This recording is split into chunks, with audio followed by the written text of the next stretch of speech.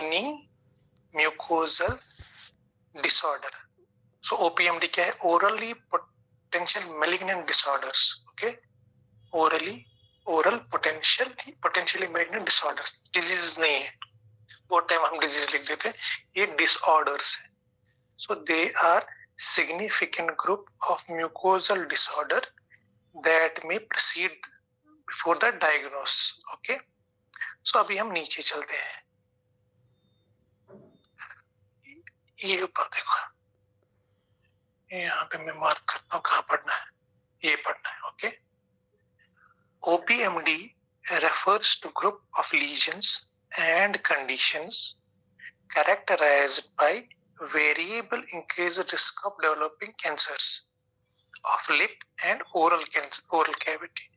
This terminology is endorsed by latest WHO. So ऐसे बोलता हूँ, OPMD refers to group of lesions, conditions characterized by variable है but increased risk. So these are conditions or lesions that have variable but increased risk of cancer of lip and oral cavity. So उसके बाद what is pre-cancer? OPMD हमने बोला pre-cancer 1805 में, when European panel of physicians suggested that there are benign diseases that may develop into invasive malignancy if followed for a long time. So what is pre-cancer? Pre-cancer, as per European panel long back, they told these are benign diseases. If we follow them, they turn into malignancy. These are pre-cancer lesions. अभी हम चलते हैं. हमको exam में क्या लिखना है? हमको एग्जाम में ये लिखना है. पहले इनको प्री कैंसर ही बोलते थे ना यहाँ पे, बट फिर देखा कि 100% नहीं हो रहा, तो दे आर पोटेंशियली मैलिग्नेंट, इसलिए चेंज कर दिया कि सब में तो नहीं हो रहा. ट्रू. हम यहाँ से पढ़ेंगे जो हमको इम्पोर्टेंट है. It is important to recognize that oral squamous cell carcinoma, okay, can present without the patient or a clinician having been aware of preceding clinical alteration at the site. So जरूरी नहीं है that there will be a pre-cancer lesion and develop हो जाए. कभी कभी undetected भी होता है, it develops without detection. Thus expert opinion. So हमारे पास क्या था? हमारे पास pre-cancer lesion है दिमाग में, OPMDs है which are lesions that develop before the onset of cancer. So अभी जो working classification है proposed, okay, from shift used terms, so they abolished precancerous, epithelial precursor lesions, pre-malignant, precancerous and intraepithelial lesion to OPMD. So ये जो ये terms थे, they abolished all confusions. Precancerous, epithelial precursor lesions, pre-malignant lesions and intraepithelial lesions to OPMD. So बोला क्या?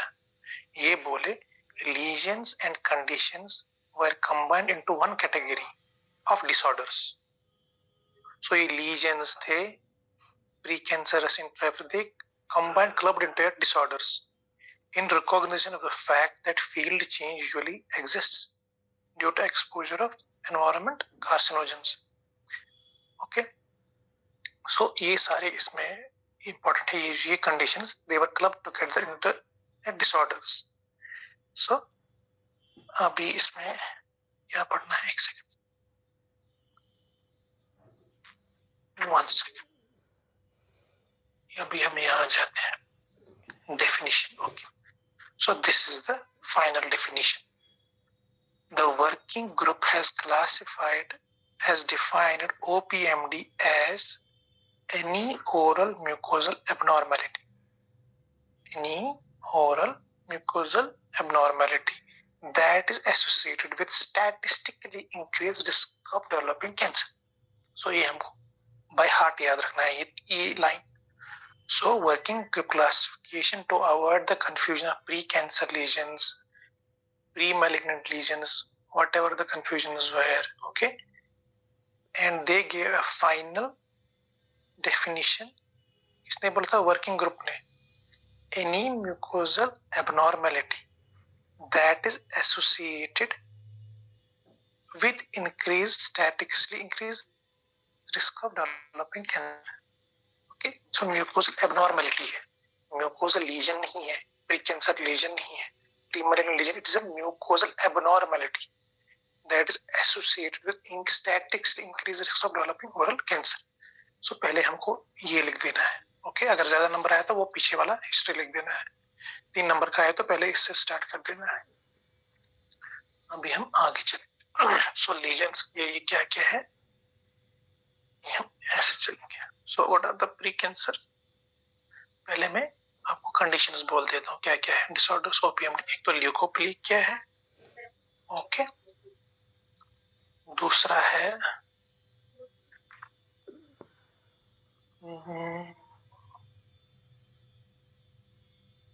Proliferative varicose leukoplakia है, एरिथ्रोप्लेकिया है, oral साइनोकोसिस fibrosis है, oral lichen planus है, एक्टिनिक केराटिलाइट्स है, पैलेटल लीजन्स है इन रिवर्स स्मोकर्स, ओरल लूपस एरिथेमेटोसिस है, डिस्केरेटस कंजेनिटा है, और ये 2 ऐड हो गए लाइकेनाइड लीजन और ग्राफ्ट वर्सेस होज रिएक्शन। सो अब हम आते हैं मेन इंपॉर्टेंट पे, ल्यूकोप्लेकिया पे। अच्छा भाई, तो ल्यूकोप्लेकिया क्या है, हम सीधे डेफिनेशन पे जाएंगे। यहाँ पे a predominantly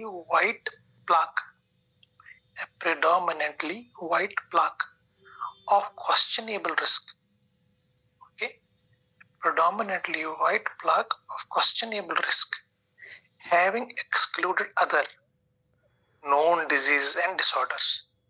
So it is a predominantly white plaque with a questionable risk, but we should have excluded other known diseases or disorders that carry no increased risk of cancer. Okay, the following criteria should be met. What are the criteria? A predominant, it should be a white patch or plaque that cannot be rubbed off. Okay.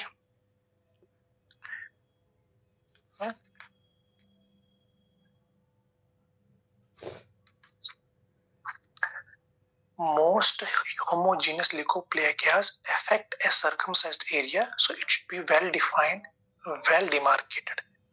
A white plaque that cannot be rubbed off, it should be well demarcated.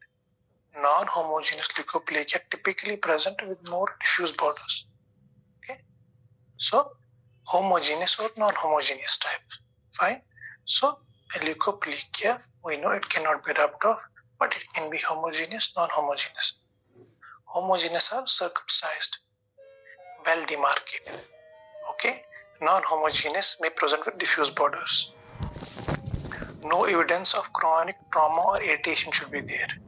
So that tooth that should not be there. If tooth causes that white plaque, it is different. No evidence of chronic traumatic irritation. Okay, it is not reversible on esophagism. There is a tooth, there is a white plaque. If you remove the tooth, if that plaque goes, it is not leukoplakia. Does not fade or away on stretching. So if there is a tongue leukoplakia, you stretch it, it fades, it is not leukoplakia. And other white lesions should be excluded. Leukoplakia clear? Okay. चलो, so ना नहीं पढ़ना, short में चलते हैं। Proliferative leukoplakia table है ना इसका, एक टेबल पढ़ा दूं और क्या? चलो ओके, टेबल पे चलते हैं। वैसे बड़ा बहुत दिया है इसने।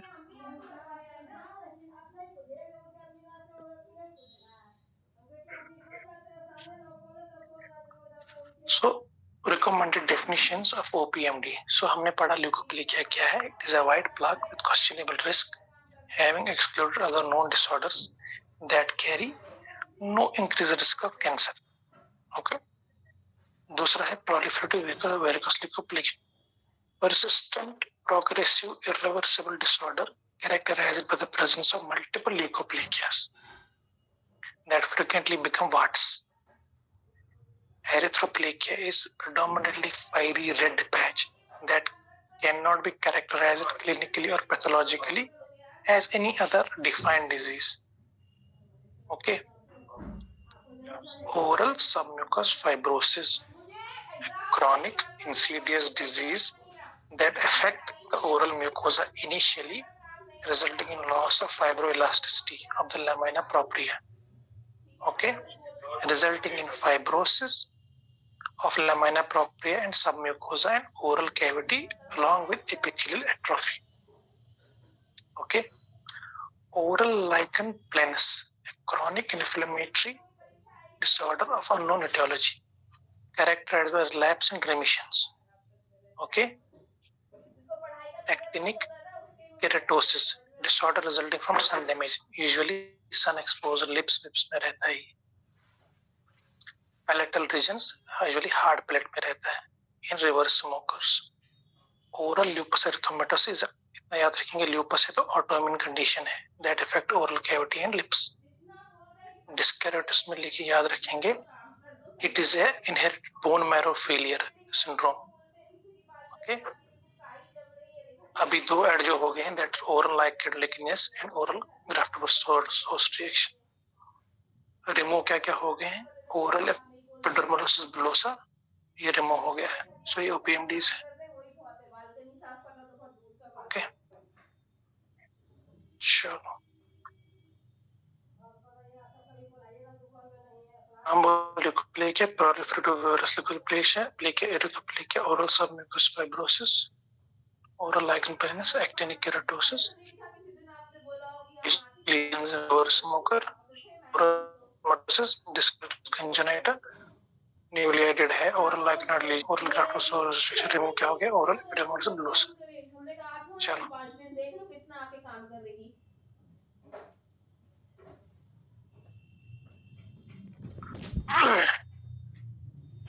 हमेशा ताला रहता है, इसलिए हम काम नहीं कर पाते. हम तो बहुत काम करना चाहते हैं, बिजली रहती ही नहीं, हम क्या करें. हमको क्या मेरे पिताजी बताएंगे नहीं आप क्या बोल. मैम किसको अड़गा रहे हो?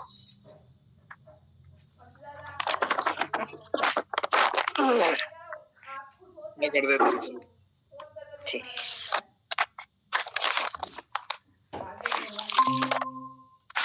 This Christmas grading, which will we follow, that 3.5 or that 2 centimeter?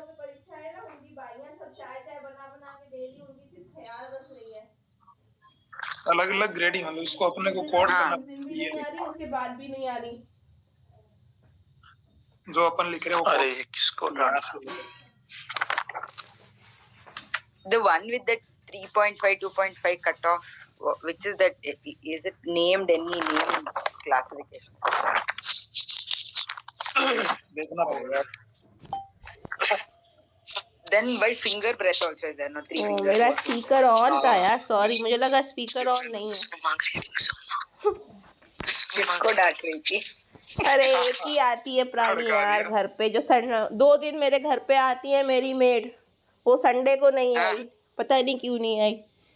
उसके बाद भी 2 दिन नहीं आई, आज आई है. दूध गिलास के बर्तन काफी हो जाते हैं ना एग्जाम में, जो कॉफी चाय पीते रहता है. तो पेपर कप्स ले आना. अरे मैं उतना नहीं पीती हूँ, इतना छोटा पेपर कप वाला नहीं पीती, मैं गिलास भर के पीती हूँ.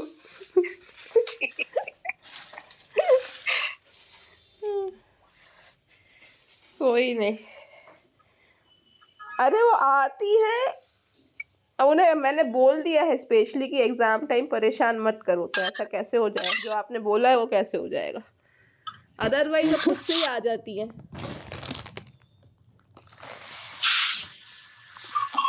चलो आगे कौन है, मेरे को ही पढ़ाना है क्या? नहीं, राकेश बोल रहे. चलो ये पढ़ाता हूँ, वो देख के भेजता हूँ क्या है. उनकी कंप्लेन है, मैं जब भी आती हूँ आपको डिस्टर्ब हो जाता है. मैंने कहा यार एग्जाम टाइम में डिस्टर्ब नहीं होगा तो क्या करे बताओ, दिन रात पढ़ाई कर रहे हैं। यहाँ पे सोने का होश है ना जीने का होश है।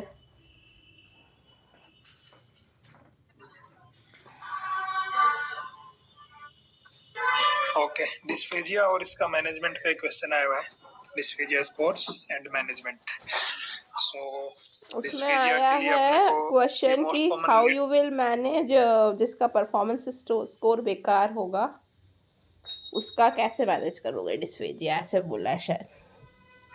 हाँ, okay. So most common cause late feature है, मतलब ये डिस्फेजिया।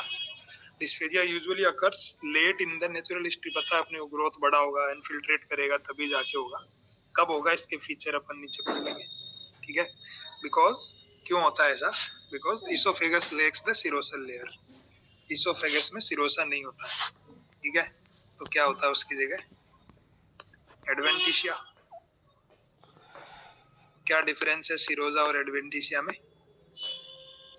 मतलब सिरोजा तो अपन जो देसी एब्डोमेन में देखते हैं तो पेरिटोनियम का विसरल लेयर बनाता है, ऐसा। ऐसे ही प्लूरा जैसे रहता है ना, वैसे कोई मतलब बॉडी का लेयर नहीं है। सिलोमिक जो लेयर होती है जस्ट कनेक्टिव टिश्यू है जो कंडेंस होके सराउंडिंग स्ट्रक्चर से जोड़ता है इसको, उसको एडवेंटिशिया बोलेंगे, ठीक है। एडवेंटिशिया है, सिरोजा नहीं है, तो लिमिटिंग फैक्टर नहीं है, वो स्ट्रेच हो सकता है, इसलिए लेट होता है। इसमें कब होता है? Only when 60% of circumference or lumen reduced less than 12 mm।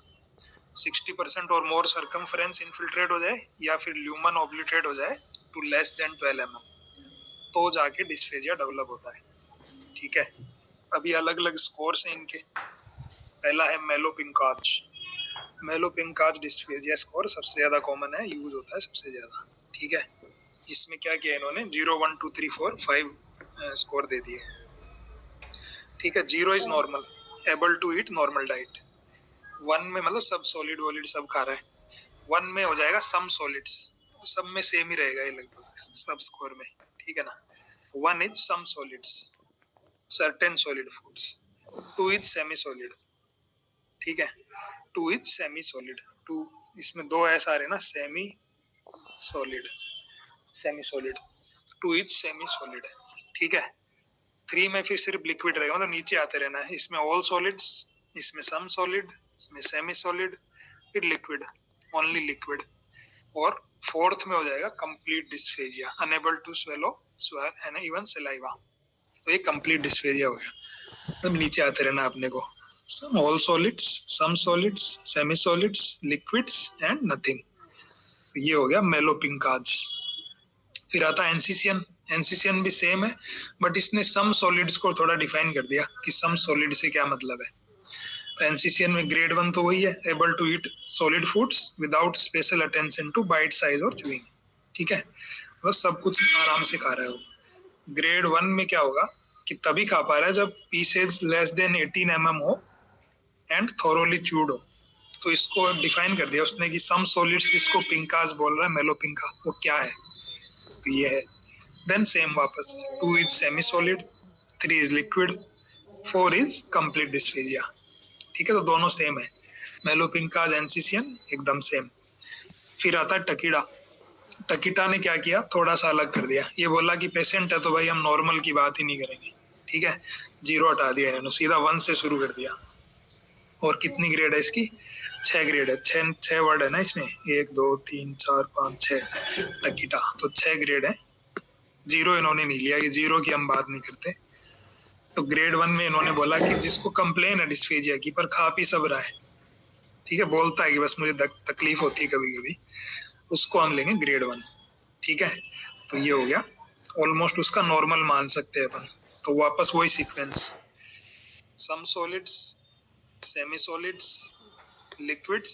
फिर यहाँ लिक्विड्स के बाद उन्होंने बोला कि लिक्विड्स और सलाइवा में भी हम डिफरेंशिएट करेंगे, है ना। Able to swallow liquids only के बाद इन्होंने एक और दे दिया कि ओनली सलाइवा जा रहा है, बस ऊपर से कोई भी लिक्विड वगैरह लेता नहीं जाता, सलाइवा जा रहा है, सलाइवा का पूलिंग नहीं हो रहा है, ठीक है। तो इसको उन्होंने ग्रेड 5 दे दिया। 6 इज कंप्लीट, कंप्लीट डिस्फेजिया। तो दो नई चीज कर दी इन्होंने, 0 हटा दिया और सलाइवा का अलग से ग्रेड बना दिया, है ना। तो बाकी वही सीक्वेंस रखना, 1 को इनको नॉर्मल बोल सकते हैं, बस सिर्फ कंप्लेन है, ठीक है। फिर वापस वही some solids, semi solid, liquid, liquid के बाद इन्होंने सलाइवा का अलग से डाल दिया ग्रेड, और कंप्लीट, ठीक है। तो ये सारी ग्रेड हो गई डिस्फेजिया की।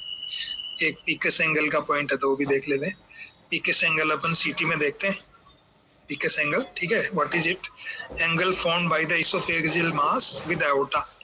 अगर ये पीकस एंगल लेस देन 90 डिग्री है तो ट्यूमर रिसेक्टेबल रहेगा, ठीक है। जैसे ये ट्यूमर मान लो, ये आयोटा है, इसके ये ट्यूमर का एक बॉर्डर, ये एक बॉर्डर, तो ये एंगल जो बन रहा है लेस देन 90 है, तो ये ट्यूमर रिसेक्टेबल रहेगा।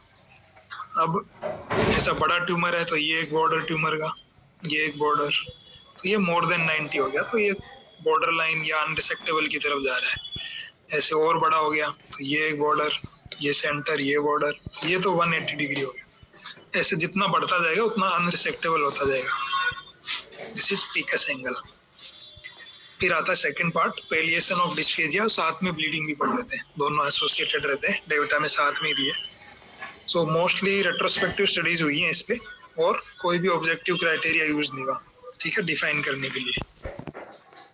ऑप्शंस क्या क्या रहेंगे? तो ऑप्शंस अपने दिमाग में 3 तो है ही, सर्जरी, कीमो, रेडिएशन, है ना। उसके अलावा मिनिमम इन्वेजिव भी हो जाएगा, स्टेंट्स, और ये सब स्टेंट्स हो गया। फीडिंग जेजुनोस्टमी मतलब सर्जिकल हो गया, फीडिंग जेजुनोस्टमी कर दो। फिर कीमोथेरेपी, आरटी, या फिर कॉम्बिनेशन इनका, ठीक है। कैसे देना है तो जो ट्रीटिंग फिजिशियन है उसकी प्रेफरेंस है, कोई ऐसा गाइडलाइन नहीं है स्ट्रिक्ट। तो इसमें अलग अलग फिर स्टडीज हैं। इसमें एक उन्होंने देखा ट्रोग 03.1 ने RT alone plus minus chemo, कि आरटी दो सिर्फ और नीड हो तो कीमो भी दे सकते हैं। इन्होंने देखा कि there is no difference in the dysphagia response और क्वालिटी ऑफ लाइफ, कोई डिफरेंस नहीं आ रहा, बिकॉज इट टेक्स टाइम। अगर पेशेंट ज्यादा ग्रेड का, सीवियर ग्रेड का डिस्फेजिया है तो इतना जल्दी इसका रिजल्ट नहीं आता है, मोस्टली 2 वीक्स ले लेगा, 3 वीक्स ले लेगा। So there is no difference, है ना। उल्टा उसकी जीआई टॉक्सिसिटी बढ़ गई विद कीमो रेडिएशन। ये किसने दिया? ट्रोग 03.01 ने, ठीक है। एक ट्रोग और भी है, अपन ने पढ़ा है 0.201, ये किस में पढ़ा है? Malignant melanoma. मेलेनोमा में दो एम है ना, तो ये 2 is related with adjuvant RT in malignant melanoma. Malignant melanoma में एडजुवेंट आरटी कब देंगे उसके लिए है, ठीक है। तो मेलेनोमा में आरटी कब देंगे एडजुवेंट आरटी? जब मतलब ऊपर से शुरू कर देते हैं, पैरोटिड 1 नोड 1 और मोर, एक्जिला और नेक 2 और मोर, और ग्रोइन 3 और मोर नोड्स, ठीक है।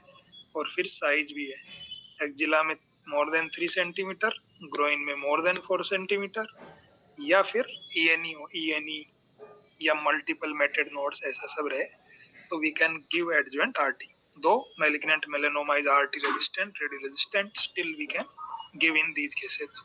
ये किसने बोला? ट्रोग 02. Melanoma is having 2 M's, 2, so 2 for 2. So 2 is related with melanoma, 3 is related with this. तो इसको याद रख सकते हैं ट्रोग. Then second ट्राई किया सेम्स प्लस आरटी, मतलब स्टेंट डालो और साथ में आरटी दे दो। तो इन्होंने देखा कि आरटी डालने से ऐसा तो कोई स्पेसिफिक बेनिफिट नहीं है, स्टेंट कॉम्प्लिकेशन में भी स्टेंट री इंसर्शन रेट सेम रहता है, बट ब्लीडिंग रिस्क कम हो जाता है, ये अपन जानते ही हैं। आरटी से फाइब्रोसिस होगा, ब्लीडिंग रिस्क कम हो जाता है, देते भी अपन ब्लीडिंग में, अगर डिफ्यूज यूज रहता है तो आरटी, हेमोस्टेटिक आरटी, तो ये इसका बेनिफिट है कि अगर ब्लीडिंग रिस्क अपने को लग रहा है तो दे दो साथ में। 2 तरीके हो गए। थर्ड आया स्टेंट वर्सेस कि एंडोन्यूमरल ब्रेकी देके देखें और स्टेंट देके देखें, ठीक है। ये सब क्यों ट्राई हो रहे हैं? ताकि कुछ ट्रीटमेंट भी हो जाए साथ में, सिर्फ पैलिएशन की जगह कुछ ट्रीटमेंट भी इनिशिएट हो जाए। तो इसमें इन्होंने देखा कि स्टेंट के साथ ब्रेकी देके देखते हैं। तो इन्होंने देखा कि dysphagia improved more rapidly after stenting definitely, however long term relief superior with brachy. तो ये समझने की बात है, नॉर्मल बात है। स्टेंटिंग से तुरंत आराम आ गया, तुरंत डिस्फेजिया रिलीव हो गया, बट ब्रेकी आरटी रिजल्ट देगा तो लॉन्ग टर्म रिजल्ट देगा। ठीक है, ये है साइरेक स्टडी, साइरेक। ठीक है, इसमें इन्होंने देखा कि major limitation of brachy is effective treatment distance. ठीक है ना, ब्रेकी अपन इसोफेगस के अंदर से दे रहे हैं, तो बड़ा अगर ट्यूमर है तो यहाँ से इसका डिस्टेंस जितना बढ़ता जाएगा उतना इसकी रेंज कम होती चली, पहुंचेगा ही नहीं वहां पे। जैसे मोर देन 1 सेंटीमीटर है तो वहां बहुत कम डोज जा रही है, ये इसका लिमिटेशन है। प्राइमरी आइसोटाइप क्या यूज कर रहे हैं, तो हर जगह रहता है ये इरिडियम 192। लोकल कंट्रोल में या सर्वाइवल में कोई डिफरेंस नहीं है, या तो सिर्फ ब्रेकी दो या ब्रेकी के साथ आरटी भी दो तो भी कोई डिफरेंस नहीं है इसमें, लोकल कंट्रोल और सर्वाइवल में। ठीक है, तो इन्होंने बोला कि स्टेंट प्लस ब्रेकी, स्टेंट से तुरंत रिलीव होगा, ब्रेकी का लॉन्ग टर्म रिजल्ट रहेगा। ब्रेकी के ड्रॉबैक है कि अगर ट्यूमर बल्की है तो सब ऑप्टिमल डोज रहेगा। क्या यूज किया, iridium. Local control overall survival में कोई बेनिफिट नहीं है। बट अगर हमने पहले आरटी दी और रेकरेंस होके डिस्फेजिया हो रहा है, देन वी कैन दोबारा आरटी देने में तो इश्यू रहेगा, तो वी कैन गिव ब्रेकी। ऐसे पेशेंट को ब्रेकी दे सकते हैं, तो उनमें ब्लीडिंग भी कम रहेगा और डिस्फेजिया में भी लॉन्ग टर्म रिजल्ट रहेगा। ये इसका कंक्लूजन था। कौन सी स्टडी, साइरेक, साइरेक। ठीक है, नाउ 3 तरीके हो गए, क्या क्या देख लिया अपन ने अभी तक। सबसे पहले उन्होंने सिर्फ कीमो रेडिएशन ट्राई किया। क्यों, अभी आपको कहाँ जाना है, हो गया ना उनके घर का काम, तो उनके घर का काम तो हो गया, अभी किधर जाना है आपको। अभी चौथा आता है, if a patient requires rapid palliation within a few days चाहिए, संडे को नहीं आओगे तो मंडे को आया करिए, बता रही हूँ मैं आपको। प्लेसमेंट, ये दोनों ही रिकमेंड परेशान कर, आपसे ज्यादा परेशान मुझे कोई नहीं कर रहा है इस जमाने में। तो गो फॉर स्टेंट और लेजर, ये तुरंत रिजल्ट देते हैं। ठीक है, EBRT without chemo takes at least 2 weeks, जो अपन ने पहले भी डिस्कस किया। इसको टाइम लग जाता है, 2 वीक्स लग जाएंगे, लेकिन अगर पैलिएशन एक बार अचीव हो गया तो it is more durable than other modalities, क्योंकि EBRT ट्रीट कर देगा लोकल डिजीज को, और कीमो जो है वो माइक्रोमेट्स और उन पे अपना इफेक्ट डालेगा, तो ड्यूरेबल रिजल्ट रहेगा, बट इट टेक्स टाइम। तो लो ग्रेड जो रहते हैं, इनिशियल ग्रेड्स में अपन दे सकते हैं इसको। अगर सिर्फ पैलिएटिव कीमो दें तो डेफिनेटली अगर ट्यूमर पे रेस्पॉन्स आएगा तो डिस्फेजिया भी इम्प्रूव हो सकता है।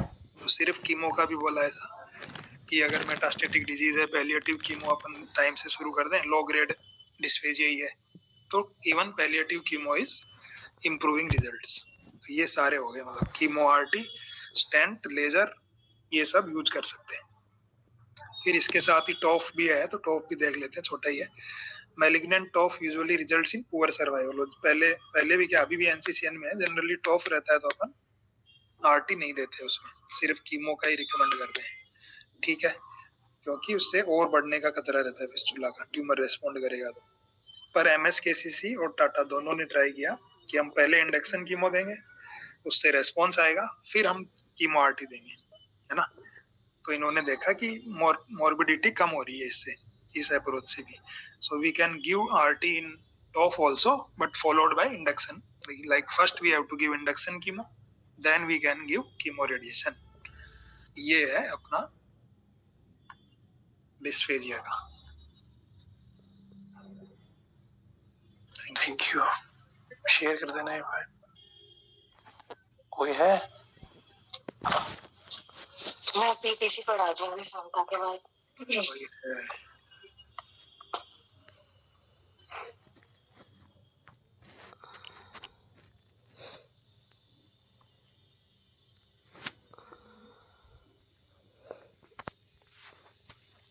इनको ये है role of NACT in oral cavity cancer. तो जब भी हम ऐसे इस क्वेश्चन का आंसर लिखेंगे तो हम लिखेंगे when to give NACT, what regimen we should give, and NACT inoperable cancer. आ रहा है मेरा आवाज ना?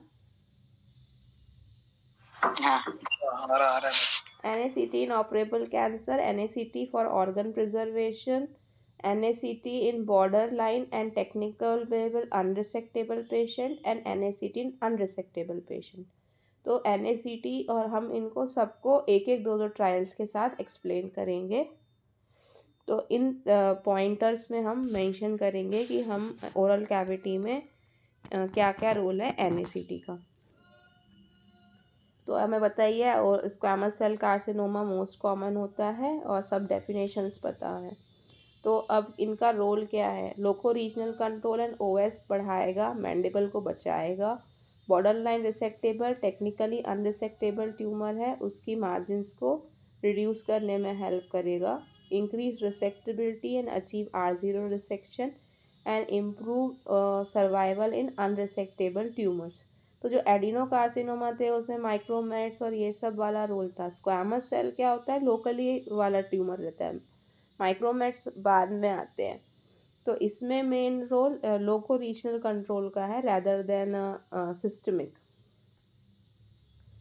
तो NACT ऑपरेबल कैंसर में, रिसेक्टेबल ओरल कैंसर में दिया, तो इसमें सर्वाइवल बेनिफिट हुआ प्लस मैंडिबुलर प्रिजर्वेशन हुआ। तो कौन से 2 ट्रायल्स हैं? तो इसके 2 ट्रायल्स हैं। एक तो लिसिट्रा एटॉल। तो लिसिट्रा एटॉल एक रैंडमाइज मल्टीसेंट्रिक ट्रायल है जिसने T2 T4 more than 3 centimetre N0 N2 M0 patients को लिया। इसमें cisplatin 5-FU followed by surgery, दूसरे आर्म में सर्जरी अलोन था। ठीक है। तो NACT में जो सर्जरी किया उसका 5 ईयर OS 55% है, सर्जरी वाले में भी 55% है, पर पोस्ट ऑफ RT सिर्फ 33% को लगा। इसमें पोस्ट ऑफ RT 46% को हुआ और मैंडिबल रिसेक्शन 52% में हुआ, इससे मैंडिबल रिसेक्शन 31% में हुआ। तो पैथोलॉजिकल कंप्लीट रिस्पॉन्स 10 ईयर्स में OS देखा तो 76.2% था जिसका PCR आया है, और इसमें से 41% है जो क्लिनिकली सिग्निफिकेंस है। तो बोसी एटॉल भी सेम ट्रायल है, उसका भी सेम रिजल्ट है, पर उसमें NACT fail to impact on loco regional control distance and OS। पर लिसिट्रा एटॉल जो है वो पॉजिटिव ट्रायल है जिसने बोला है कि मैंडिबल तो प्रिजर्व अच्छे से होता ही होता है, उसके साथ साथ जिसका PCR आया था उस पेशेंट का OS भी बेनिफिट होता है। कितना? 76:41। फिर जोंग एटॉल 2013 में आया था, ये रिसेक्टेबल ओरल कैंसर में दिया था, रैंडमाइज फेज 3 ट्रायल है। इसमें DCF followed by upfront surgery in locally advanced resectable squamous cell carcinoma.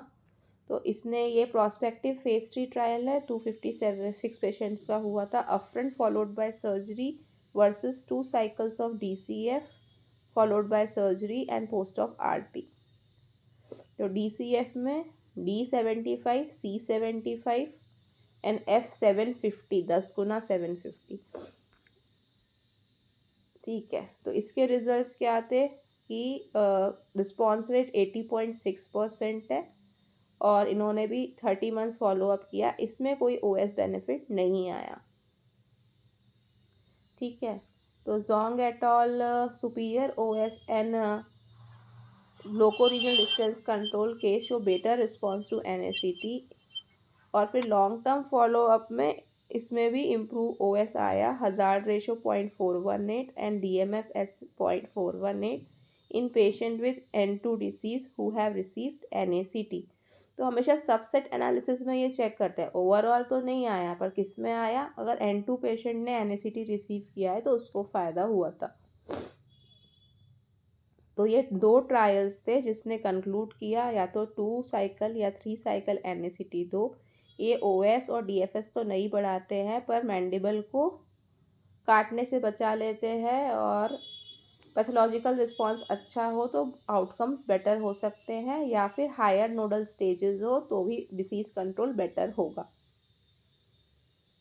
ठीक है। फिर मैंडिबुलर प्रिजर्वेशन सर्जरी, ये देवेंद्र चौका सर का फेज 2 ओपन लेवल रैंडमाइज्ड ट्रायल था। इसमें उन्होंने मैंडिबल प्रिजर्वेशन के लिए दिया, अगर पैरामैंडिबुलर डिसीज़ है C2 to T4 disease N0 N+, उसमें upfront surgery followed bye adjuvant CTRT या फिर 2 साइकिल्स ऑफ NACT, उसमें DCF उन्होंने भी यूज़ किया है, followed by surgery followed bye adjuvant CTRT। तो 16 out of 34 patients 47% underwent mandible preservation surgery. तो 47% पेशेंट्स का मैंडिबल बचा पाए। ठीक है, तो DFS एंड OS सिमिलर है, कोई प्रॉब्लम नहीं है। इसलिए ऑर्गन प्रिजर्वेशन का एक दूसरा ट्रायल है, दैट इज स्टीवन बी। तो रिसेक्टेबल ट्यूमर का एक लिसिट्रा, एक जोंग एट अल। उसके बाद मैंडिबल प्रिजर्वेशन का अपने चौकर सर का, एक स्टीवन बी का ट्रायल है।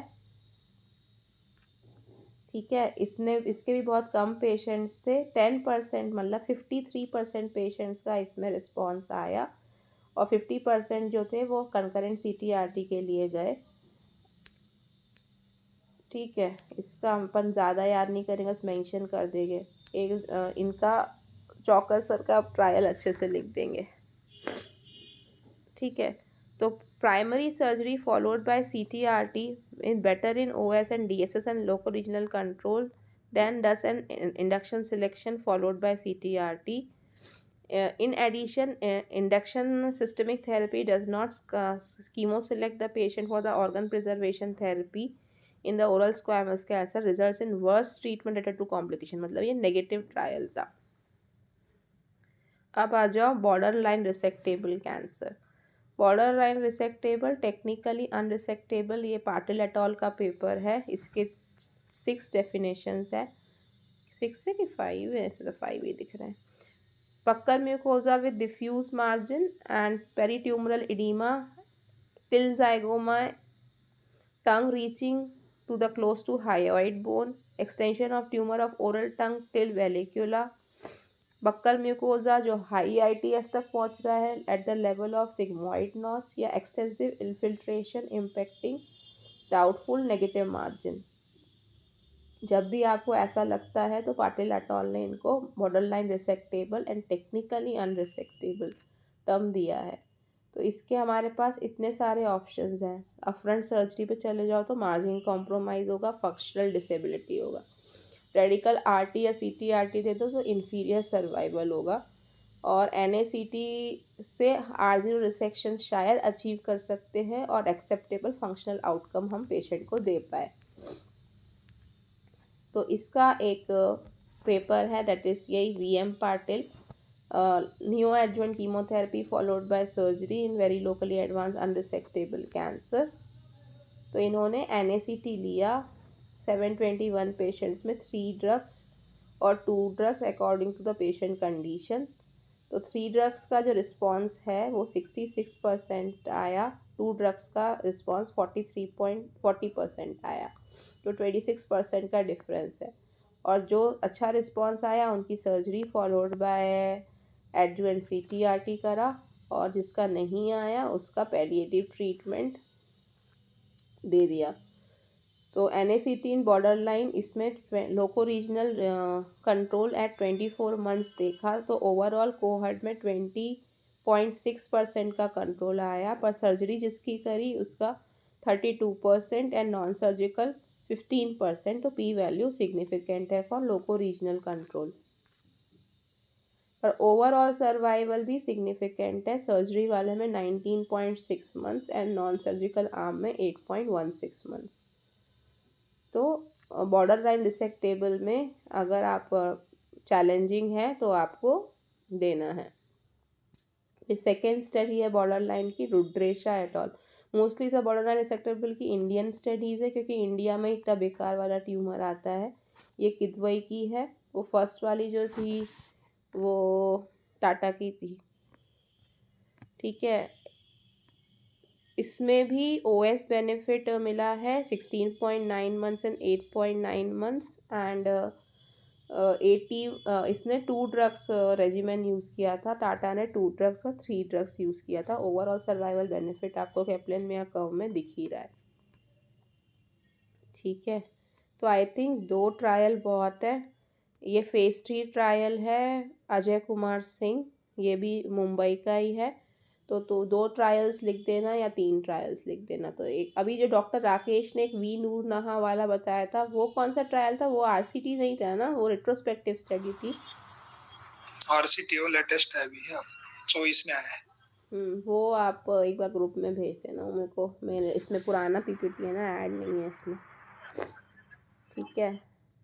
तो इसने बोला कि DCF देना है या DC देना है, और उसमें रैंडमाइज किया। उसके बाद देखा कि जो 3 ड्रग रेजिमेन है वो बेटर है। ये ESCO 2022 का ट्रायल है, that is Ajay Kumar Singh, and इसमें भी ये VM पाटिल सर ही है, ठीक है। इसमें DCF वर्सेस DC की स्टडी है। तो इसमें DCF का जो है 2 year survival benefit 23.5 and 29.1% respectively, और hazard ratio 0.042, 0.6 to 0.99, P value significant है।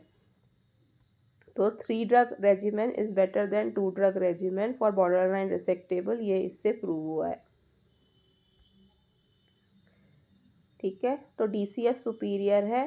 तो 2 क्वेश्चन सॉल्व हो गए। एक तो अनरिसेक्टेबल में क्या किया, उसमें OS बेनिफिट नहीं दिया। बॉर्डर लाइन रिसेक्टेबल है मैंडिबल, हम मैंडिबल प्रिजर्वेशन में चौकर एट ऑल से मैंडिबल बचा पाए। बॉर्डर लाइन रिसेक्टेबल के VM पाटिल सर का ट्रायल, रुद्रेशा ट्रायल है, और एक अग्रवाल सर का, ये अग्रवाल है कि कौन है भैया, अजय कुमार सिंह सर का ट्रायल है, जिसने बोला कि DCF is better then DC। तो टेक्निकली अनरिसेक्टेबल ट्यूमर में DCF देनी चाहिए, और इफ़ हम ड्रग्स ये DCF दे पाए तो हम ओवरऑल सर्वाइवल बेनिफिट दे पा रहे हैं पेशेंट को, ठीक है। फिर अनरिसेक्टेबल में मेरे को 2 ट्रायल्स याद रहते हैं हमेशा, that is decide and decide and paradigm. ठीक है। तो वो 2 लिख देंगे तो भी काम चल जाएगा, सब फेज 3 ट्रायल लिखने की ज़रूरत नहीं है, ठीक है। तो ये ग्रुपोडी एंड स्टूडियो एंड टोमोरी डेला ने किया था। इसने क्या बोला कि अनरिसेक्टेबल पेशेंट है तो role of NACT in improving survival with advance disease, and initial chemotherapy दो followed by loco regional treatment दो, ठीक है। और इनके जो थे OS बेनिफिट इनको सिग्निफिकेंट मिला है, DFS भी सिग्निफिकेंट मिला है। तो operable patients the only benefit was seen in the incidence of distant mets जो थे वो कम हुए। Improve local control, decrease incidence of distant mets, improve complete remission rate, overall survival was seen in inoperable cases, ठीक है। तो ये Ghai at all, उसने बोला TPF followed by concurrent treatment versus concurrent treatment alone in the locally advance phase 2 phase 3 trial. तो main है DCF देना है, और फिर बाद में आया TPF और DCF सेम है कि डिफरेंट है? सेम ही है। Same. ठीक है, फिर तो इजी है लाइफ, ठीक है। DCF ही TPF इसी में आ गया ये। डिसाइड और पैराडायग्राम 2 वाले पढ़ा देती हूँ, बाकी नहीं पढ़ाती हूँ। तो ये टैक्स 323 ट्रायल है, ये जो तुम लोग कल बात कर रहे थे। आई थिंक ऊपर वाला टैक्स 324 होगा। तो जो टैक्स 323 है ना, ये फर्स्ट ट्रायल था जिसने ये बोला था कि DCF is better than 2 drug trial. ये EORTC 24971 और टैक्स 323 ये इसका नाम है। ये NACT in unresectable oral cancer का ट्रायल है in comparison to TPF versus PF, और इसमें ओरल कैविटी के पेशेंट 31% थे, और लैरिंग्स फेरिंग्स सबके पेशेंट्स थे इसमें। पूरे सिर्फ कन्फाइंड टू ओरल कैविटी वाला ट्रायल जो नूर नहा सर ने किया है वही वाला है। VM पाटिल सर ने। और ये लैरिंग्स फेरिंग्स सब है इसमें। प्रोग्रेशन फ्री सर्वाइवल में वी कैन सी इम्प्रूवमेंट है, पी वैल्यू सिग्निफिकेंट है, ओवरऑल सर्वाइवल में भी सिग्निफिकेंट है एंड पी वैल्यू सिग्निफिकेंट है। तो ओवरऑल सर्वाइवल इसका कितना है? 3 ड्रग्स का 72% है, 2 ड्रग्स का 59% है। कंप्लीट रिस्पॉन्स 59% में आया है 3 ड्रग्स में, और 2 ड्रग्स में 36% आया है।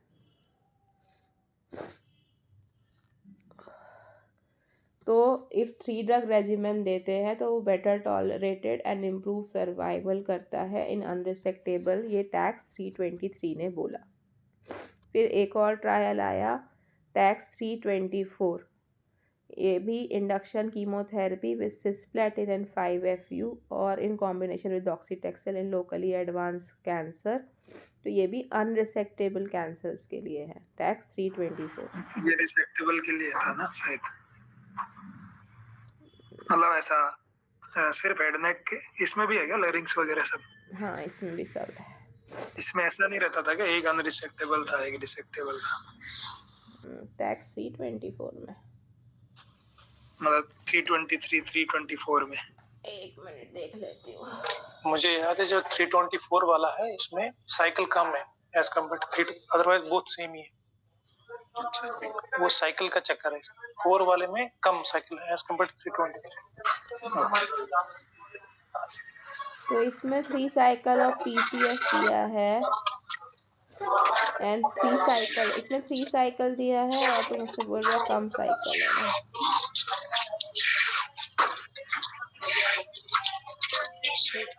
कितनी साइकिल दिया है साले ने मेंशन ही नहीं, साले क्या मैंने ही नहीं मेंशन किया। ठीक है एक बार देख के बताती हूँ, पर जहाँ तक मुझे याद है ये बहुत रिसर्च करके बनाया था, फिर भी शायद हो सकता है गलती हुआ क्योंकि ये बहुत 1 साल 2 साल पुराना है। ठीक है, तो अनरिसेक्टेबल जो कैंसर्स रहते हैं उसमें भी इसमें भी सर्वाइवल एंड PFS दोनों बेनिफिट है, 53% वर्सेस 42%। ठीक है, तो इसमें भी इन्होंने सब चीज़ ऐड किया है। तो ये एक्चुअली जब तक की स्टडीज़ का ड्रॉबैक था कि इन्होंने ना हेड एंड नेक को एज अ यूनिट लेके पूरी स्टडीज़ में head and neck, oral cavity, लैरिंग्स, pharynx सब एक ही ट्रायल में ले लिया है। फिर एक Meta analysis I chemotherapy in head and neck, McKinsey analysis, इसमें 107 रैंडमाइज ट्रायल्स थे, इन्होंने स्टडी किया एंड इसमें नॉन मेटास्टेटिक रैंड पेशेंट्स थे, पूरे लोकली एडवांस थे। और इन्होंने क्या बोला कि effect of OS is the timing of CT was the significant, the benefit limited to the concomitant CTRT, 5 to 10 year absolute benefit है 6.5%, OS ज़्यादा इंक्रीज नहीं हुआ है इंडक्शन कीमो से, कंकरेंट CTRT से ज़्यादा फ़ायदा हुआ है। तो तब से हमारा कंकरेंट CTRT वाला फंडा शुरू हो गया ये मैकेंसी एनालिसिस से कि हम लोग अनरिसेक्टेबल पेशेंट्स को कंकरेंट CTRT देते हैं, इंडक्शन देके ट्राई नहीं करते। तो ये इसने बोला है, किसने? मैकेंसी एनालिसिस ने। इसका मैकेंसी का नाम क्या है वो भी कल वाला भी क्योंकि मैकेंसी था, ये मैकेंसी ग्रुप यही है वो भी। हाँ यही है वो भी, मैकेंसी कॉमन ही है, दोनों ही एक ही है। हाँ इसका वो है 324 में दोनों लिए उन्होंने, locally advance unresectable with organ preservation जिनका करना था जैसे लैरिंग्स वगैरह, उसमें दोनों। ये मिताली मैम पूछते थे कई बार इसलिए मेरे ध्यान में। मेरे को याद था कि मैडम ने जब बताया था कि शायद कुछ ड्रग का डिफरेंस था क्या, कि ड्रग दोनों में सेम ही है। ड्रग तो सेम ही है और देखेंगे, चलो ठीक है। पर दोनों में अनरिसेक्टेबल ही है ना। टेबल मतलब 23 ने तो सारे अनरिसेक्टेबल लिए लोकली एडवांस, मेटास्टेसिस वाले किसी ने नहीं लिए, पर 24 वालों ने वो ऑर्गन प्रिजर्वेशन वाले भी लिए, जैसे लैरिंग्स मान लो उनको भी उन्होंने लिया। तो ये पैरा डायग्राम जो है ये नेम्ड ट्रायल है जिसमें induction chemotherapy followed bye concurrent chemo radiotherapy versus concurrent chemo radiotherapy alone लिया इन लोकली एडवांस कैंसर में, और इसमें 3 ईयर OS बेनिफिट किसी में भी सिग्निफिकेंट नहीं आया, मतलब दोनों में इक्विवेलेंट है। तो इसमें भी कंकरेंट CTRT और इंडक्शन कीमोथेरेपी पे कोई डिफरेंस नहीं आया। तो ये है पैरा डायग्राम और एक डिसीजन या डिसाइड नेक्स्ट ट्रायल। ये वाला ट्रायल मत पढ़ो भाई, ठीक है, ये वाला ट्रायल पढ़ो। डिसाइड ट्रायल ये भी फेज 3 रैंडमाइज ट्रायल है जिसने बोला था कि docetaxel cisplatin and 5-FU induction chemotherapy in N2 N3 locally advanced squamous cell carcinoma of head and neck। और इसमें इन्होंने कंपेयर किया तो इसमें भी सिर्फ एडवर्स इफ़ेक्ट्स CTRT आर्म में ये NACT वाले में ज़्यादा है, वो सिग्निफिकेंट है। बाकी overall survival and overall response और मॉर्टेलिटी रेट जो है वो सब सिमिलर है। तो पैरा डायग्राम डिसाइड इन दोनों में इंडक्शन और डेफिनेटिव कीमो RT का इक्विवेलेंट रिजल्ट आया है। से मैकेंसी एनालिसिस है जिसने बोला है कि कंकरेंट CTRT को करना चाहिए। पैराडाइम था वो, उसका स्पेलिंग लिख के लिखना पड़ेगा, एग्जाम में लिख ही नहीं पाऊंगी। ठीक है, तो आप एक बार स्टार्टिंग से एंड तक रिवाइज करवा दो सब ट्रायल्स, हो गया, इससे ज़्यादा अपन को एग्ज़ाम में नहीं पढ़ना। बताओ कौन बताएगा? पहले 6 ट्रायल बताए हैं। रिसेक्टेबल में पहले ले लो लेसिट्राजोंग। ओवरऑल सर्वाइवल बेनिफिट नहीं है, organ preservation can be there. लेसिट्रा ने बोला 21% में मैंडिबल प्रिजर्व हो सकता है। उसी को आगे लेके चोकर सर ने बनाया। चोकर सर ने फेज 2 किया, बोले कि सम लाइक 33% में ऑर्गन प्रिजर्वेशन पॉसिबल था शायद, मैंडिबल प्रिजर्वेशन। और OS बेनिफिट उनका भी नहीं था। टॉक्सिसिटी भी उनकी बोले कि ज्यादा नहीं है, मतलब मैनेजेबल है। उसके बाद आ जाओ 31% तो ये बचाया है लिसिट्राएटॉल। 21 था ना? 31 देखो ना, 21 और 50 कितना था? 31% बचाया है ये। कहाँ है? नहीं, ये देखो ना, 30 NACT में 31 है, सर्जरी में कहाँ है? 52। तो डिफरेंस मैंडिबल रिसेक्ट कर लिया उसने 52 लोगों का। हाँ 15 अच्छा, इसने 52 से 31 माइनस किया है। 21 में इतने लोगों में बचाया ना एक्स्ट्रा 21% में। अरे तो मैंडिबल रिसेक्शन, अच्छा 21% में बचाया माइनस करके, ठीक है। नेक्स्ट फिर है लोकली एडवांस्ड और टेक्निकली अनरिसेक्टेबल। उसमें तो अपने टाटा के ट्रायल चल जाएंगे। टाटा में पाटिल सर का आया हुआ है, पाटिल सर के बाद वनिता मैम का आया हुआ है, वनिता नोरोना एटोल का। दोनों ने बोला 3 ड्रग बेटर है, और क्या बोलते हैं, 3 ड्रग में अपना TPF था। OS बेनिफिट कितना है? OS बेनिफिट एंड DFS दोनों में अराउंड 10 मंथ्स का अराउंड रहता है। जैसे कि डेफिनेटिव कीमोरेडिएशन में 8-9 मंथ्स और उसमें 18 to 20 मंथ्स रहता है आफ्टर NACT। तो सिग्निफिकेंट डिफरेंस था OS में। और क्या था, और जिसमें PCR आता है उसमें ओवरऑल सर्वाइवल बेनिफिट ज्यादा अच्छा रहता है। मार्जिन्स का जहां तक कंसर्न है तो मतलब उन्होंने तो, वनिता मैम ने तो क्लियरली लिखा है कि post NACT margins were taken, पर ये कंफ्यूजन ही रहता है हमेशा। और अनरिसेक्टेबल में अपने टैक्स, पैराडाइम, डिसाइड ये हो जाएंगे। ठीक है, ड्रग्स का याद रखो, DCF लिखा है इसमें। TPF ये हर जगह कंफ्यूज ही मत हो, TPF और मतलब उसको ही रखो याद रखो। ठीक है, फ्लोरोयूरेसिल को आपको इधर उधर करना है। ठीक है। इन सब में भी पर ये जो पैरा डायग्राम डिसाइड, इन सब में अनरिसेक्टेबल वाले में कहीं OS बेनिफिट नहीं आया है। मैकेंसी एनालिसिस ने बोला है कंकरेंट CTRT यूज करना है, ठीक है। और बाकी जो नेम ट्रायल्स हैं टैक्स 323 टैक्स इसने क्या कंक्लूड किया था 323 एंड इनका भी यही है ना, इनका भी डिफरेंस नहीं है, मतलब किन कंकरेंट देना है, कंकरेंट में एक ही कीमो देना है, आरटी देना है। टैक्स कोई difference 323 टैक्स 324 ने रेजिमेंट डिसाइड किया, वो रेजिमेंट डिसाइड करने के लिए 2 ड्रग वर्सेस 3 ड्रग और इन टाइम लोगों 3 ड्रग्स टैक्स ने दिया था, हाँ फर्स्ट टाइम 3 ड्रग्स। हाँ 323 ने दिया था। So OS benefit was found in which subset who received NACT?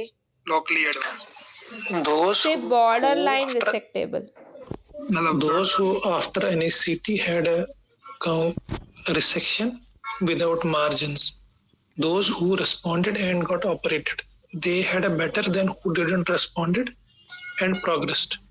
borderline resectable, The borderline resect. upfront resectable में there is no role of OS in OS benefit, unresectable में there is no benefit, only borderline resectable there is difference in OS. तो NACT का role सिर्फ border line cases में है। NACT just for organ preservation. ये हमारे first year की slide है। वो रीसेंट वाला पेपर भेज दीजिएगा, फ्यूचर में मैं इसको भी इसमें ऐड कर लूँगी। वैसे मैंने भेजा, दोबारा भेज दूंगा। आपने तो बहुत बार भेजा है मुझे आई थिंक मैंने 5 बार तो अब तक मांग लिया होगा। चलिए ठीक है, और कोई कुछ वैल्यूएशन सबसे ये सारे वो हैं ईडी के स्ट्रॉन्ग रिकमेंडेशंस जो हैं। तो सब नोड्यूल्स असेस करने से पहले टीएसएच करवाना है। एफएनए जो हाई टू इंटरमीडिएट रिस्क होते हैं उनमें 1 सेंटीमीटर से ऊपर करवाना है, और जो लो होते हैं उनसे 1.5 से ऊपर। प्योरली सिस्टिक नोड्यूल्स का एफएनए नहीं करवाना है, और थायराइड अल्ट्रासाउंड करवाना है एफएनए से पहले। टोटल थायराइडेक्टमी 4 सेंटीमीटर से ऊपर करनी है, या फिर जिनका एक्स्ट्रा थायराइडल एक्सटेंशन है उनको करना है। और अगर किसी का लोबेक्टमी किया है और उसमें मैलिग्नेंसी आई है तो हम टोटल थायराइडेक्टमी कर सकते हैं। ठीक है। थेरेपेटिक लिम्फ नोड डिसेक्शन सिर्फ उनका करना है जिनका क्लिनिकली इन्वॉल्व नोड्स है। ठीक है। एंड प्रोफाइलैक्टिक सिर्फ T3 T4 का करते हैं। ठीक है। And pre operative disease status हमें देखना होता है आरएआई कंसिडर करने से पहले कि आपने आरएआई जब, तो बेसिकली डायनामिक रिस्क स्ट्रैटिफिकेशन है, उसमें आरएआई जब आप कंसिडर करते हो, हम आगे भी पढ़ेंगे, उसमें बहुत सारे फैक्टर्स होते हैं। एक होते हैं कुछ प्री ऑप फैक्टर्स, कुछ होते हैं हिस्टोपैथ फैक्टर्स। ठीक है। देन थायरोग्लोबुलिन और एंटी थायरोग्लोबुलिन मेजर्स दोनों मेजर करने होते हैं पोस्ट ऑपरेटिवली। ठीक है। और हाई रिस्क पेशेंट्स जो हैं उनमें एडजुवेंट आरएआई देंगे, पल्मोनरी मेटास्टेसिस को भी आरएआई देंगे, लेकिन टारगेट और अगर वो रिस्पॉन्सिव हैं तो उसके बाद रिपीट भी कर सकते हैं आरए। ठीक है। और अगर बोन मेटास्टेसिस वैसे कम आयोडीन एविड होते हैं, लेकिन अगर वो आयोडीन एविड हैं तो उनको भी आरए थेरेपी दे सकते हैं। तो लंग एंड बोन दोनों को दे सकते हैं। जो हाई रिस्क पेशेंट्स होते हैं उनमें हमारा टारगेट होता है टीएसएच बिलो 0.1 रखना। ठीक है, इन हाई रिस्क पेशेंट्स। ठीक है, ये तो सेम ही है। ठीक है। तो जैसे जैसे हमारे पास और फाइंडिंग्स आती जाएंगी प्री ऑप से पोस्ट ऑप की तरफ, और देन पोस्ट आरएआई के बाद तो हम अपना जो है रिस्क स्ट्रैटिफिकेशन डायनेमिक करते जाएंगे। ठीक है। एंड ये मैंने आपको बताया था कि जो हाई रिस्क पेशेंट्स हैं, जो डायनेमिक रिस्क स्ट्रैटिफिकेशन में हाई रिस्क आते हैं, उनमें भी हमें टारगेट टीएसएच 0.1 से कम रखना होता है। जो स्ट्रक्चरली इनकम्प्लीट रिस्पॉन्स होता है उनमें भी हमें टीएसएच 0.1 से कम रखना होता है। ये स्टैंडर्ड है। ठीक है। फिर ये केटीए का वो है, यही मैंने आपको बताया कि जो हाई सस्पिशियस पैटर्न होते हैं या इंटरमीडिएट सस्पिशियस पैटर्न होते हैं उनमें हमारा कट ऑफ है 1 centimetre. So anything that is high suspicious और इंटरमीडिएट सस्पिशियस उसमें 1 सेंटीमीटर के ऊपर एफएनए करना है। लो सस्पिशन वाले में 1.5 के ऊपर वो करना है, एफएनए करना है। वेरी लो में एफएनए करना है 2 सेंटीमीटर के ऊपर। बिनाइन में तो जरूरत ही नहीं है। ठीक है ना। तो ये सोनोग्राफी पे हमें पता चल जाता है। वेरी लो में 2 centimetre, low suspicion 1.5, intermediate and high में 1 सेंटीमीटर। इसके ऊपर जो है आपके एफएनए के वो आते हैं, रिपोर्ट्स आती हैं कि नॉन डायग्नोस्टिक बिनाइन है, AUS है, फॉलिकुलर नियोप्लाज्म सस्पिशियस है, मैलिग्नेंट। तो नॉन डायग्नोस्टिक और बिनाइन में तो you don't need surgery, non diagnostic है, you will have to repeat FNA, benign में यू डोंट नीड सर्जरी, ठीक है। AUS के बियॉन्ड ना, AUS के बियॉन्ड हम सब में जेनेटिक टेस्टिंग करेंगे, ये ध्यान रखना है। ब्राफ म्यूटेशंस हमें सब में टेस्ट करनी है। ऐसा क्यों है? क्योंकि AUS FN और सस्पिशियस में क्या है, अगर ब्राफ म्यूटेशन पॉजिटिव आती है, it is a bad prognostic factor, तो you will not under treat the disease that way, ठीक है। तो AUS के beyond we have to do genetic testing and malignancy में तो सर्जरी।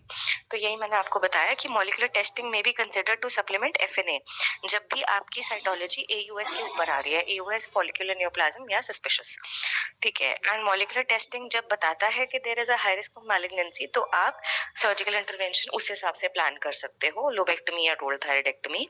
जब भी मैलिग्नेंसी लो रिस्क होती है तो आप सर्विलेंस कर सकते हो। ये सिग्निफिकेंस है मॉलिक्यूलर टेस्ट का, ठीक है। और फिर इंडिया में है FNAC पे करने के लिए इंडिया में अभी कुछ है नहीं, ऐसा मैंने सुना है। निखिल सर ने एक्चुअली बोला FNA मटेरियल पे we can't do in India, बाहर तो लोग इंडिया में तो लोबेक्टमी पे ही कर सकते हैं। ओके, फिर ठीक है। तो हम मॉलिक्यूलर मार्कर जो करते हैं तो कौन से करते हैं? ब्राफ म्यूटेशन मोस्टली, और उसके बाद कुछ अदर म्यूटेशंस भी होती हैं which are used to refine initial risk stratification और गाइड करती हैं सर्जरी के लिए। तो कौन कौन सी म्यूटेशन होती है? ब्राफ सबसे इंपॉर्टेंट, फिर उसके बाद रास और पैक्सेट जो है ना, RAS and PAX eight are in follicular, mostly mutated in follicular. RET PTC जो है वो म्यूटेटेड होती है यूजुअली PTC में। तो BRAF and RET PTC mostly in papillary, RAS and PAX eight usually in follicular, ठीक है। Then what is gene expression classifiers, ठीक है। ये मैंने आपको बताया वही कि लो रिस्क नोड्यूल्स जो है वो, जैसे आपने साइटोलॉजी की और वो इनडिटर्मिनेंट आए, तो उसमें जो है they can classify if it is low risk और हाई रिस्क। इसकी स्पेसिफिसिटी कम होती है but it will help in ruling out cancer. ये rule in rule out test अगर किसी के पास हो तो पढ़ा देना प्लीज, मैंने नहीं पढ़े हैं ये, ठीक है। फिर NGS पैनल्स जो है वो क्या है, ये सारे म्यूटेशंस को कंबाइन करके स्टडी करते हैं, ठीक है। फॉर तो अब क्या है, मॉलिक्यूलर टेस्टिंग क्यों है? इनडिटर्मिनेट साइटो, इतना हमको पता चल गया कि AUS के ऊपर लगाना है, AUS या फॉलिकुलर नियोप्लाज्म जो आते हैं या सस्पिशियस जो आते हैं इन पे लगाना होता है। क्यों लगाते हैं? अननेसेसरी सर्जरीज अवॉइड करने के लिए लगाते हैं। कुछ टेस्ट होते हैं जो वैलिडेटेड होते हैं क्लिनिकल सिनेरियोज में, और वो कंसिडर करना होता है अगर आपके पास अवेलेबल है या नहीं, जैसे आपने बताया अभी, ठीक है। और ये नहीं कि मॉलिक्यूलर टेस्टिंग में आ गया तो छोड़ दो, you should have complemented with clinical judgement, sonography findings and cytology, ठीक है। फिर फैमिलियल रिस्क, ठीक है। फैमिली क्या क्या फैक्टर्स होते हैं, फैमिलियल क्या क्या सिंड्रोम्स होते हैं, ठीक है। Then familial risk, family history जो है वो थायराइड कैंसर का रिस्क बढ़ाती है फॉर 5 to 10%, ठीक है। लेकिन रूटीन स्क्रीनिंग नहीं करनी होती, ATA does not recommend routine screening for family members जब तक वो हाई रिस्क क्राइटेरिया में नहीं आते, ठीक है। तो हाई रिस्क क्राइटेरिया में कौन कौन से म्यूटेशंस आएंगे? कुछ सिंड्रोम्स हैं which are associated with thyroid cancers, जैसे कि PTEN, FAB, कार्नीज कॉम्प्लेक्स, MEN2 और वर्नर्स, ठीक है।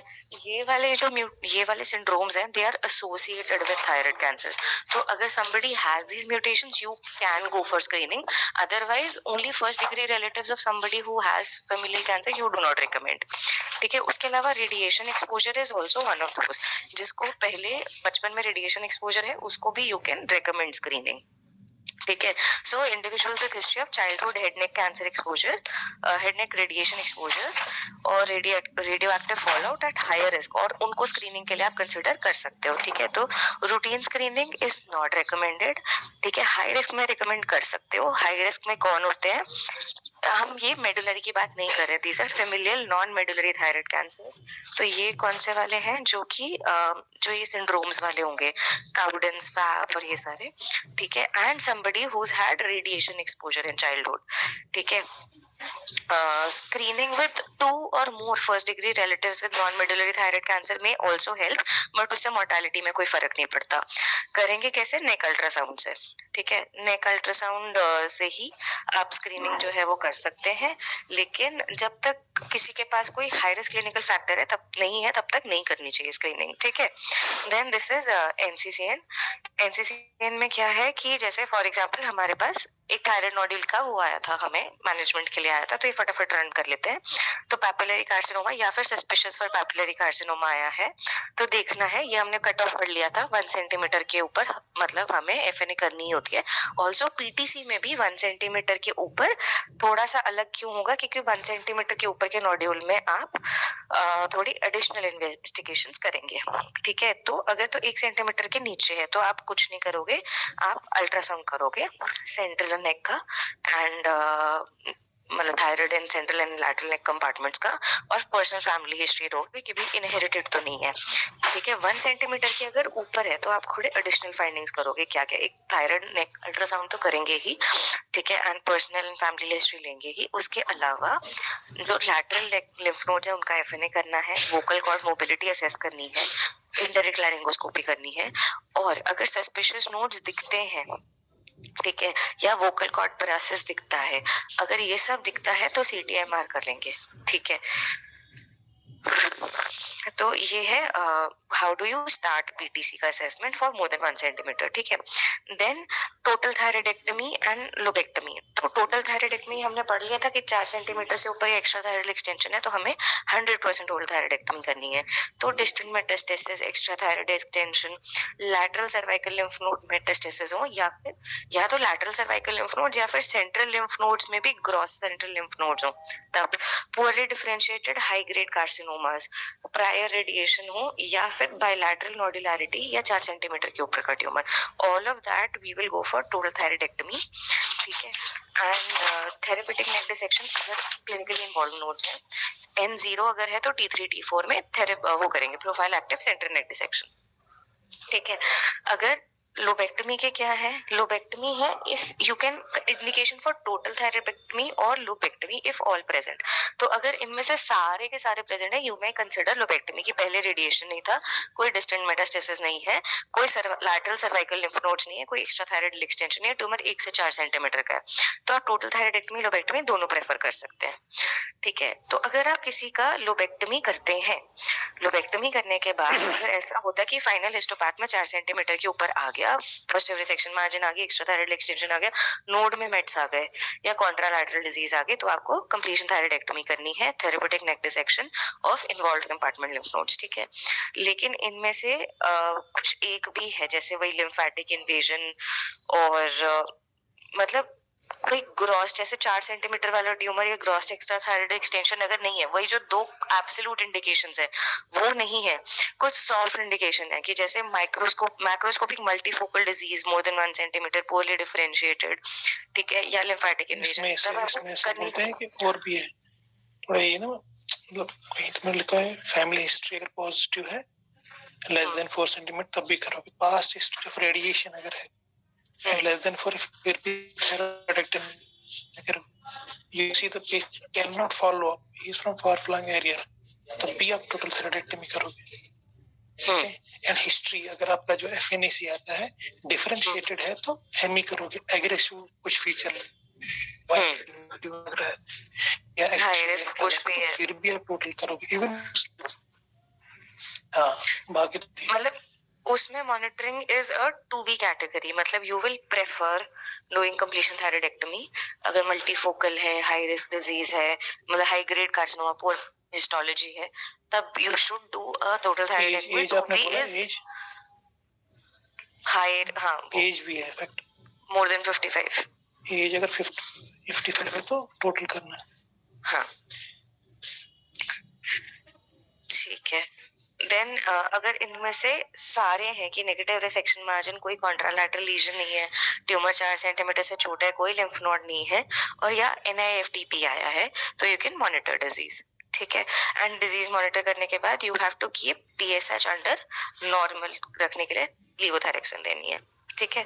सो RAI के इंडिकेशंस, RAI टिपिकली यूजुअली कहते हैं कि अगर 2 सेंटीमीटर से छोटा नोड्यूल है आपका, पैपिलरी है क्लासिक टाइप, इंट्राथायराइडल है या फिर यूनिफोकल या मल्टीफोकल भी है, तो सारे फोकस 1 सेंटीमीटर से छोटे हैं, पोस्ट ऑप में थायरोग्लोबुलिन नहीं आया है, तो RAI आप तब करो जब थायरोग्लोबुलिन डिटेक्टेबल है। अगर नहीं है डिटेक्टेबल, छोटा सा ट्यूमर है 2 सेंटीमीटर से छोटा या फिर मल्टीफोकल सारे 1 सेंटीमीटर से छोटे, और पोस्ट ऑफ अल्ट्रासाउंड जब आपने किया था वो नॉर्मल था, ठीक है, तो आपको RAI करने की जरूरत नहीं है। ठीक है, अगर ये सारे हैं तो RAI सिलेक्टिवली कब आप करना चाहिए? अगर 2 सेंटीमीटर से बड़ा ट्यूमर हो गया, हाई रिस्क फैक्टर्स हो गए, lymphatic invasion, cervical lymph node metastasis, multifocality में एक फोकस भी 1 सेंटीमीटर से बड़ा है तो, ठीक है, या फिर ये चीज हमेशा याद रखनी है, post of thyroglobulin is very important, क्योंकि अगर पोस्ट ऑफ थायरोग्लोबुलिन बड़ा है, नो मैटर व्हाट आपको उसको RAI करना है। तो सिर्फ lymph node is not a factor, thyroglobulin is 100% a factor, ठीक है, या पॉजिटिव मार्जिन्स। डेफिनेटली कब करना है? N1B से ऊपर हो डिजीज, तब N1B से ऊपर we have to do RAI। तो extra thyroidal extension, post of unstimulated thyroglobulin अगर 10 से ऊपर है तो, बल्कि या more than 5 positive lymph nodes है, वैस्कुलर इन्वेजन है, डिफरेंशिएटेड हाई ग्रेड कार्सिनोमा है, तो हमें RAI करनी ही है, ठीक है। ये जो थायरोग्लोबुलिन लेवल्स होते हैं ये हम 6 से 12 हफ्ते के बाद करते हैं, टोटल थायराइडेक्टोमी के 6 से 12 हफ्ते के बाद, ठीक है। एंड कुछ जो हमें है जैसे टॉल सेल, कॉल्यूमनर और हॉर्मोनल वेरिएंट्स, ये खराब वेरिएंट्स हैं, इनको आपको RAI करना ही होता है, ठीक है। These are bad pathological factors, ठीक है। सो ये मैंने आपको बता दिया था कि RAI कब नहीं करना होता। छोटा ट्यूमर है, T1 T2 से छोटा ट्यूमर है, N0 है, या फिर very small volume N1 disease, N1B के ऊपर तो 100% करना है, N1A, T1B या T2 छोटा disease, less than 5 lymph nodes with less than 2 mm focus of cancer and node, और थायरोग्लोबुलिन जो है वो 1 से कम है, in the absence of interfering and thyroglobulin antibody. ये हमने पढ़ा था कि हमें थायरोग्लोबुलिन और एंटी थायरोग्लोबुलिन दोनों करने होते हैं, तो अगर दोनों नहीं है, कोई इंटरफेयरिंग थायरोग्लोबुलिन एंटीबॉडी भी नहीं है, थायरोग्लोबुलिन 1 से कम आ रहा है, नोड्स भी कम है, N1 T1 डिजीज है, T1A डिजीज है या T2 डिजीज है, नहीं जरूरत है।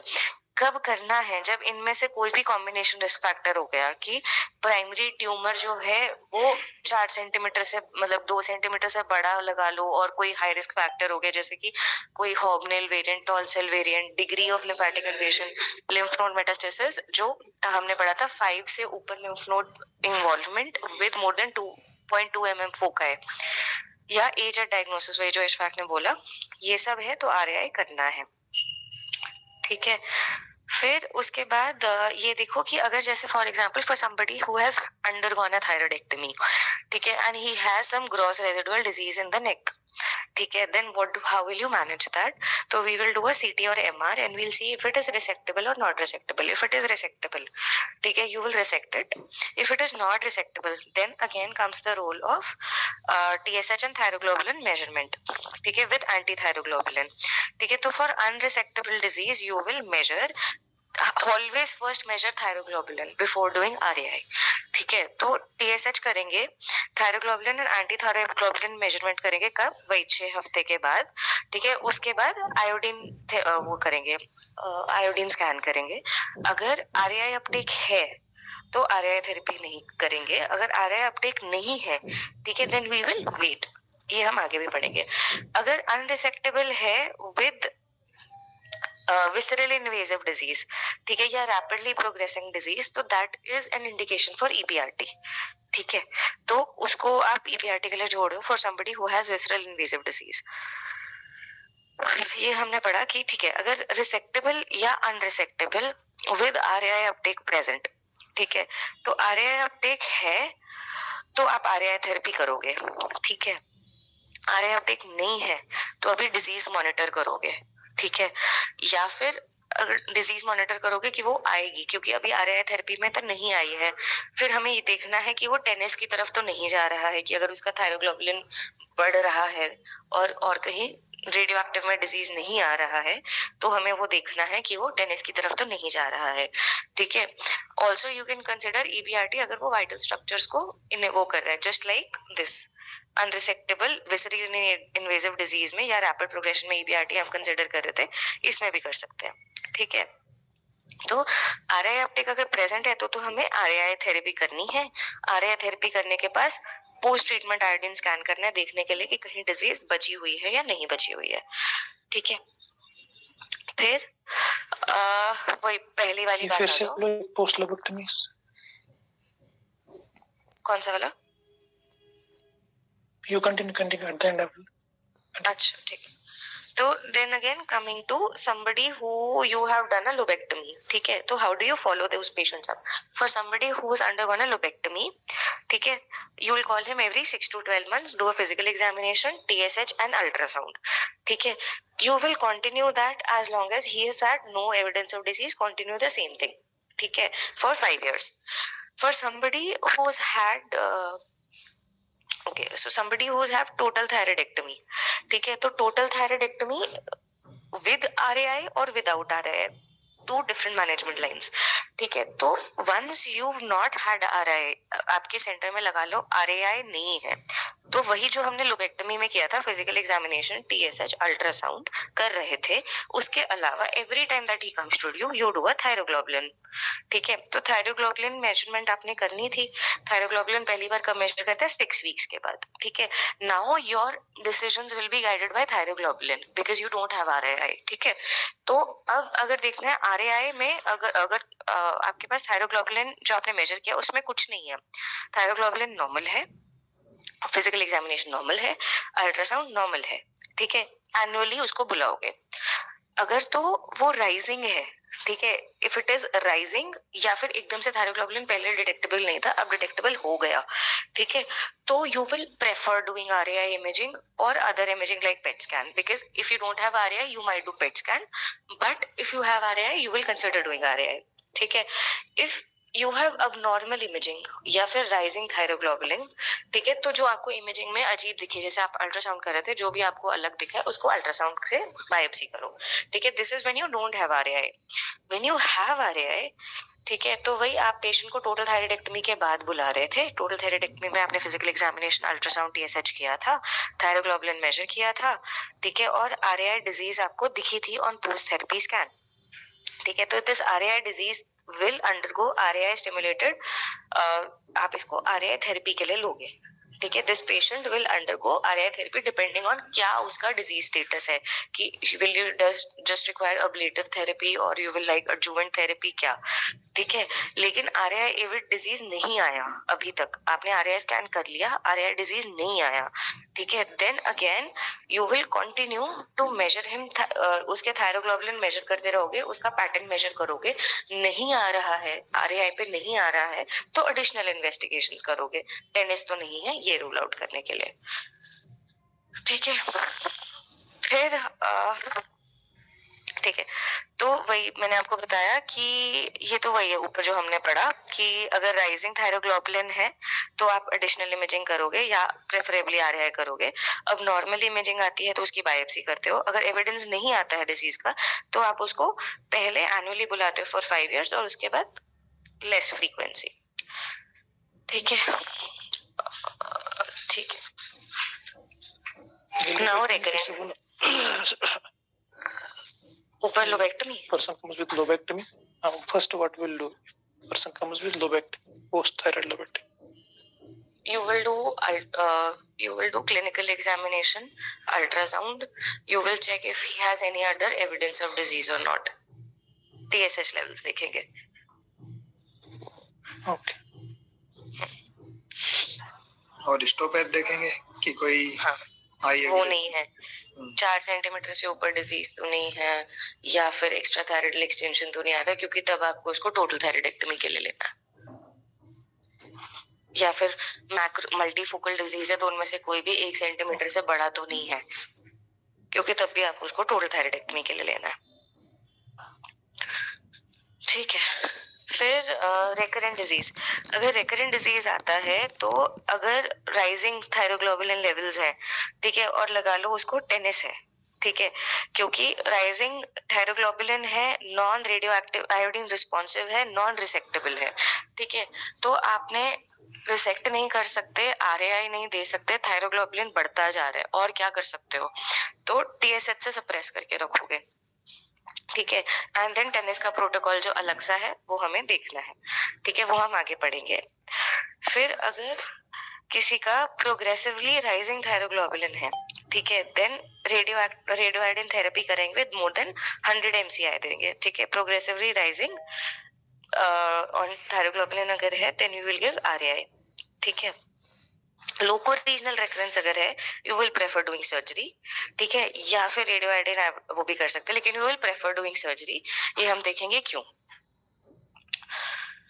फिर ठीक है, स्ट्रक्चरली या परसिस्टेंटली रेकरेंट डिजीज है, not amenable to RAI therapy. ठीक है, ये हमने पढ़ा था कि हम टीएसएच को सप्रेस करके रखेंगे।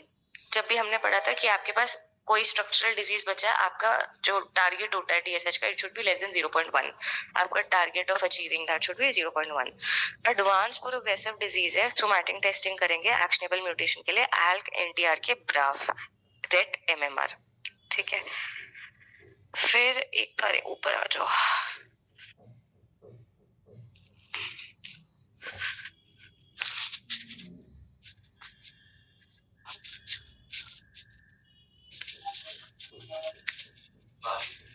बोर होने लोगों बता देना, मैं बंद कर दूंगी।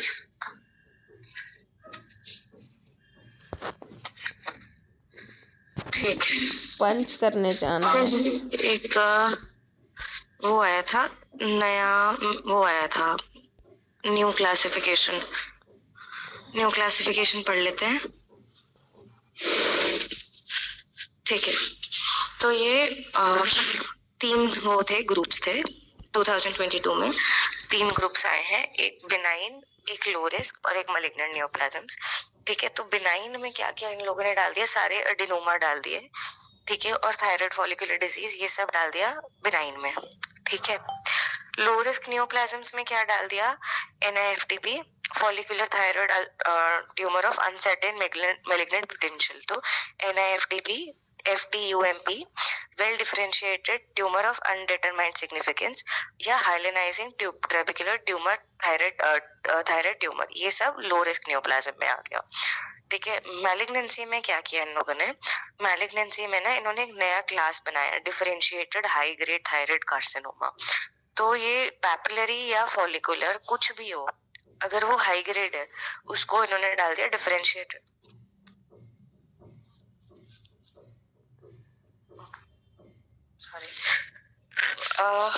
अगर फॉलिकुलर है या पैपिलरी है, कुछ भी है, अगर वो हाई ग्रेड है उसको डाल दिया differentiated high grade thyroid carcinoma में। ठीक है, उसका इन्होंने इंडिकेशन क्या रखा कि उसका माइटोटिक काउंट होना चाहिए 5 से ऊपर, नेक्रोसिस होना चाहिए। पुअरली डिफरेंशिएटेड में इन्होंने क्या लिखा, वो हमने स्टिक पढ़े थे ना, पुअर वाले जो हिस्टोलॉजिकल फैक्टर्स होते हैं, सॉलिड, ट्रेबिकुलर, इंसुलर।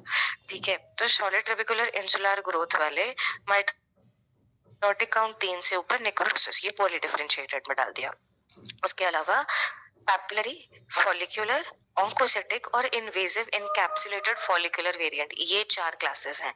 ठीक है, तो follicular, papillary, oncocytic, invasive encapsulated follicular, उसके अलावा differentiated high grade and poorly differentiated. ठीक है, तो डिफरेंशिएटेड हाई ग्रेड में पैपिलरी, फॉलिकुलर दोनों है, माइटोटिक काउंट और नेक्रोसिस है। पुअरली डिफरेंशिएटेड में थोड़ा अलग रखता है कि माइटोटिक काउंट इसका कम है डिफरेंशिएटेड से, बट ये याद रखना है, और एक एनाप्लास्टिक।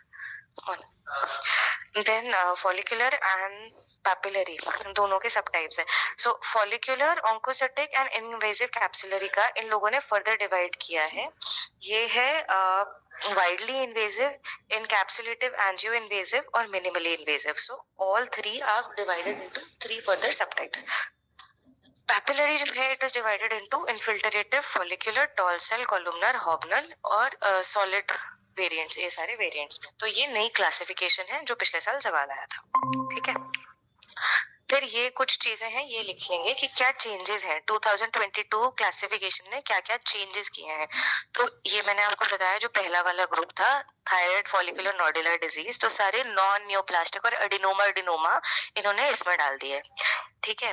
फिर ये हमने डिस्कस कर लिया था कि एक differentiated high grade thyroid carcinoma नाम की चीज बनाई, उसमें सारे हाई ग्रेड पैपिलरी फॉलिकुलर दोनों डाल दिया, ठीक है। फिर तीसरी चीज इन्होंने क्या किया, इन्होंने ये जो NIFT-P वाला बनाया था ना, जो ये लो मैलिग्नेंसी पोटेंशियल वाला सेकंड वाला डब्बा था, इसमें इन्होंने मॉलिक्यूलर प्रोफाइल्स लिए गाइड करने के लिए कि इनको कैसे पता चला है कि ये कम इन्वेजिव है या कम परेशान करने वाले हैं। तो इन्होंने मॉलिक्यूलर गाइड लिया था, जिसकी वजह से इन्होंने वो सेकंड वाला डब्बा बनाया था जिसमें NIFT-P FT-UMP डाला था। तो मॉलिक्यूलर और हिस्टोलॉजिकल फोकस किया इन्होंने। चौथी चीज इन्होंने क्या की, इन्होंने लिया कि देखो जो एनाप्लास्टिक है और स्क्वामस सेल है, दोनों में ना BRAF 600E म्यूटेशन देखे इन्होंने। तो उसके बेसिस पे इन्होंने squamous cell carcinoma of thyroid को एनाप्लास्टिक में डाल दिया, ठीक है। ये चेंजेस हैं।